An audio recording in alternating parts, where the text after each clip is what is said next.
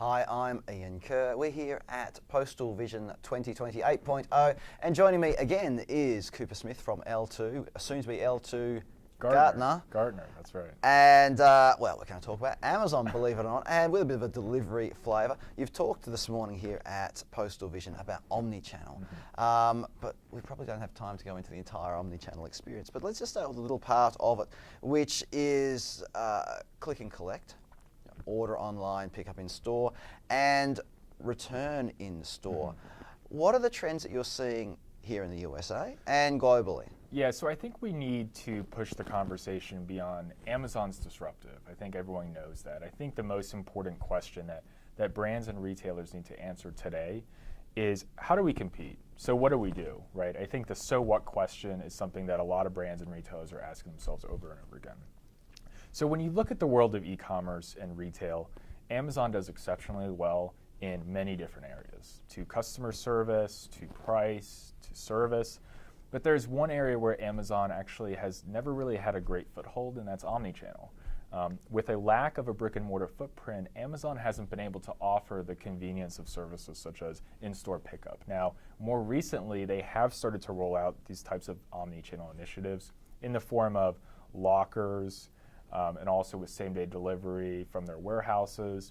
And then also, obviously, through the acquisition of Whole Foods, which gives it a pretty sizable footprint of brick-and-mortar stores in the United States. But I would say that a lot of those omni-channel efforts are still in the nascent phase, and they don't nearly compare to larger U.S. retail footprints from mass merchants such as Walmart and Target. So omni-channel continues to be an area where I think a lot of brands and retailers can compete and do exceptionally well to stave off this disruption from Amazon. So click and collect, you mentioned. At L2, we work with a number of global brands, and I think that there are still a lot of learnings that U.S. retailers and brands can take from the market in the UK, for example, where we find that roughly 80% of retailers offer click and collect there, whereas roughly 1/3 of U.S. retailers offer click and collect. Now, there's no single omni-channel fulfillment method that I think is necessarily one that you need, but you don't need another one. I think more than anything, what brands and retailers need to try to figure out is, how do I give my consumer, my customer, the most options to fulfill their order or to buy their order that makes it easier for them, but also cost incentive. And obviously, in-store pickup is one of the more cost incentivized offers that a retailer could offer. When you talk about cost incentivized, can you just describe that a little bit, please? Sure. So, I mean, shipping is very expensive. And the burden of shipping either has to be brunted by the consumer, or it has to fall on the retailer, right? And I think a lot of retailers are now actually starting to pull back a lot of their same-day delivery initiatives to try to cut back on this cost. One way to incentivize consumers to get around that cost is to come pick up their own order. They can come drive themselves or come walk to their own retail store and pick up that order. And there are a lot of things that I think brands and retailers are starting to do to try to drive that type of behavior.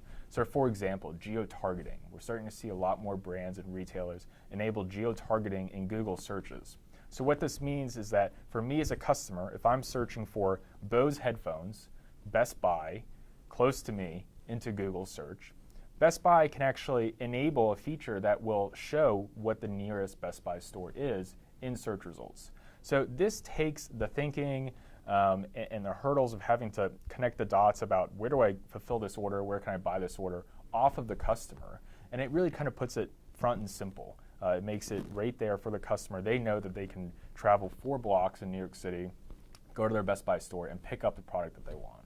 So in this whole discussion, we're talking about competing not just with Amazon, so I want to say competing, retailers, dare I call them traditional retailers? What's the right term? Brick and mortar retailers. They all work. Just getting beyond their own physical footprint. Yep. And so let's say you're looking at this omni-channel relationship with your customers.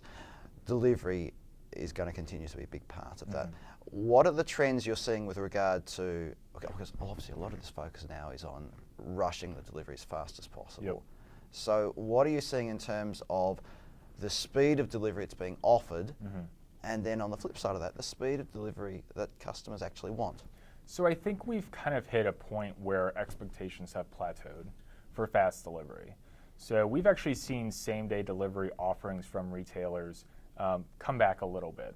And there's a couple of reasons for that. Number one is it's very expensive for the retailer. And number two, I don't think that as many consumers expect a retailer to offer same-day delivery as they do. So we find that roughly 40% of you as consumers expect same-day delivery to be an option, okay?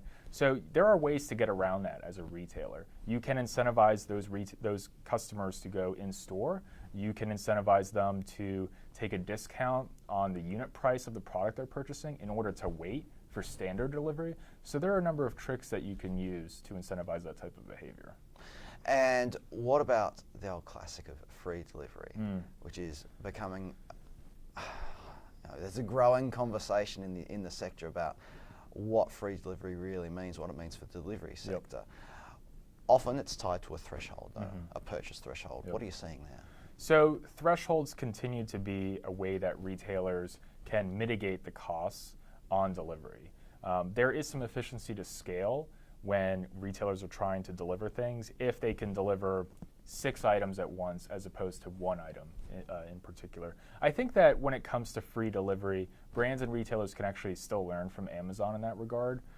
Prime, which is the most successful loyalty program in retail, is designed to help offset some of the cost of delivery from Amazon. So you pay your monthly or annual membership fee, and part of that fee goes to subsidize the cost of that delivery. We've seen retailers experiment with that. For example, Walmart, about 1.5 years, 2 years ago, had a program called Shipping Pass, but they sunsetted that program pretty shortly after, about 6 months after.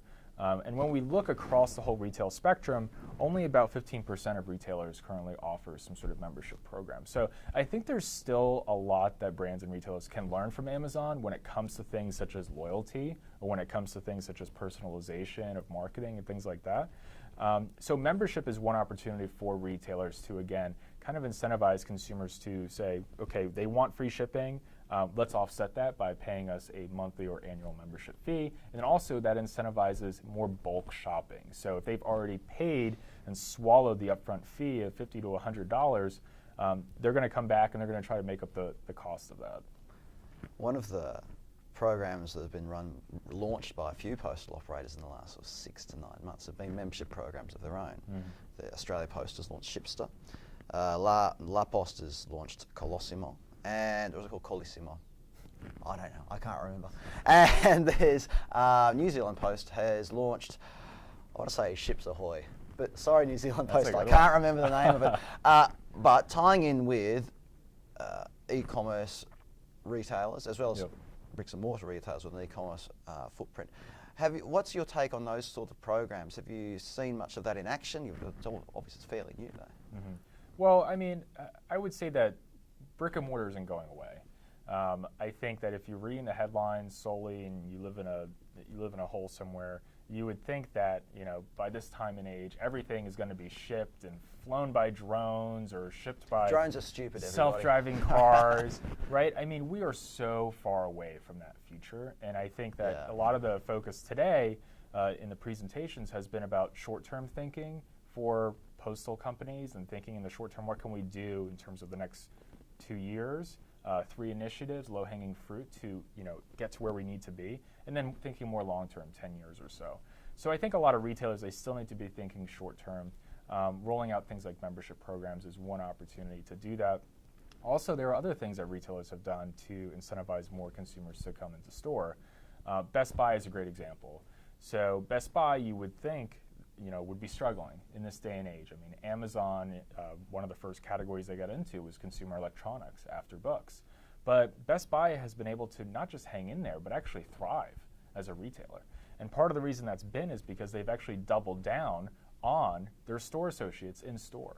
So they're actually educating their store associates more so about the products than other retailers are, to actually be a source of truth and customer service and knowledgeable experts about those products for customers. And that's actually helped increase foot traffic in those stores. So there are a lot of tricks and tactics that retailers can do to help incentivize consumers to come back into stores. And there are some lessons in there for postal operators themselves with their own retail networks, with their post office networks. We are getting really close to running out of time. But when we spoke this time last year, I asked you about not fulfillment by Amazon, but shipping with Amazon, which wasn't called shipping with Amazon at that point. Yeah. But Amazon has now announced that it's launching now in Los Angeles with its own last mile delivery program. Yep. Any predictions there? So, I think we're starting to hear the narrative change about Amazon. I think for the past 20 years, people talk about Amazon in the context of retail. But when you study Jeff Bezos and what his management team has done with Amazon over the past few years, they don't run Amazon like a traditional retailer. So I don't think the goal with Amazon is to be the world's largest retailer. I think that's really just a means to an end. When you look at all the services that they offer, from manufacturing private label to warehousing, to retailing, to advertising, to media, to now last mile fulfillment, and now also acquiring Ring to get inside your home, right? What do all those things have in common? They're all a part of the supply chain. So actually, Amazon's initiatives follow a very linear line, a linear plane. I think Amazon wants to become the most vertically integrated company in the world because there's a lot of efficiency there. If you can operate across manufacturing, operate across advertising, across retailing, and these industries traditionally have been very siloed. And so if Amazon can actually operate across the entire supply chain, there's so much efficiency there that they can operate to a far better degree than any other traditional retailer. So to answer your original question, I think Amazon is going to double down on all parts of the supply chain. Yes, on last mile fulfillment. Yes, on getting to the consumer's doorstep when it comes to the acquisitions that they've been making with Ring, but also on the front end, more manufacturing. We've seen a huge increase in the number of private label brands that Amazon has launched recently. We now count 80 private label brands, and 66 of those launched in the past 12 months. So across the board, they are throwing their guns at everything. And Amazon is going to continue to try to be a disruptive force across all the supply chain. Well, on behalf of the human race, I welcome Amazon, our new benevolent digital overlords. Cooper Smith, it's been great chatting with you again. Some Thanks great value there. Cooper Smith from L2, soon to be Gartner. Gartner. Thank you very much. Thanks, Ian.